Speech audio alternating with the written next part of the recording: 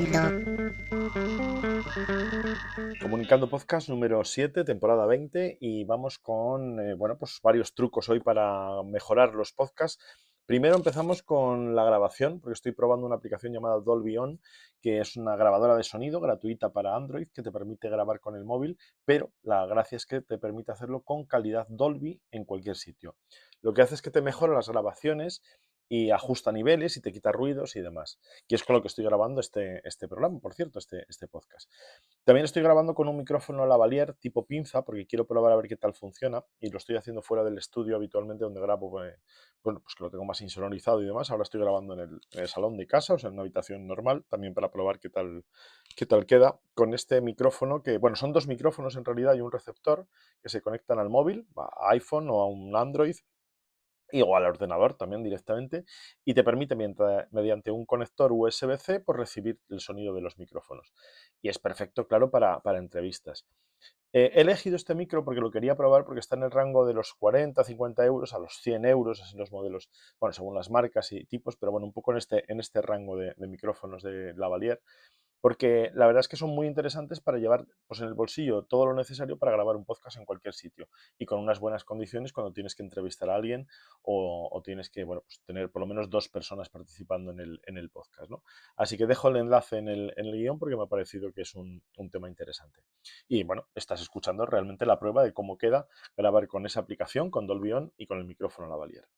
Vamos con el tema del podcast, que es las transcripciones, que el otro día comentábamos que estaban activas en algunos podcasts y en este episodio pues ya están activas para todos y además en varios idiomas. Lo ha activado también Spotify, Apple Podcast lo tiene en iOS 17.4 para podcast en inglés, francés, alemán y español, y con el tiempo dicen que van a ir añadiendo pues, a todos los episodios del catálogo anteriores.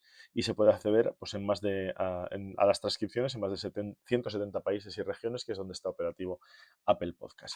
Para hacerlo, pues tienes que desde la aplicación de podcast, pues mantener pulsado el episodio y se demuestra automáticamente la transcripción que está pues un poquito después con un pequeño retardo de lo que vas escuchando. Pero es un gran avance también para facilitar la accesibilidad a los podcasts, la indexación y el poder ir directamente también a ciertos puntos del podcast. Es decir, yo creo que permite también que llegue a más gente el podcast y que más gente los escuche y también pues lo hagan con una mejor comodidad para saber exactamente de qué se está hablando en cada momento.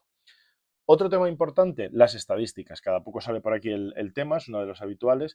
Y hoy lo comento porque Iván Pachi analiza en su blog el tema, pues este tema que habitual y recurrente que es las estadísticas, pero además nos da una serie de pistas para hacer un buen análisis de datos que nos permita mejorar el rendimiento del podcast. Es decir, no quedarnos simplemente con las estadísticas, el resumen, el dato, el número de descargas y demás, sino ir un poco más allá y utilizarlo para mejorar el podcast.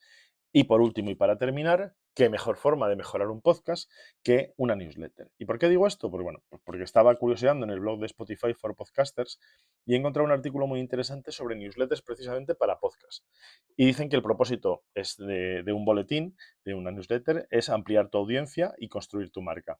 Pero también es una forma de fortalecer las conexiones con los oyentes y mejorar la experiencia y la conexión con tu podcast. Y también, bueno, pues una forma de llegar a lo mejor a los que no llegan a través de, o que lo escuchan cada vez en distintos sitios y no están suscritos directamente al feed RSS del podcast, pero te permite la newsletter porque se enteren de todo lo que pasa en tu podcast y que lo puedan escuchar pues en cualquier sitio y no se pierda ningún episodio.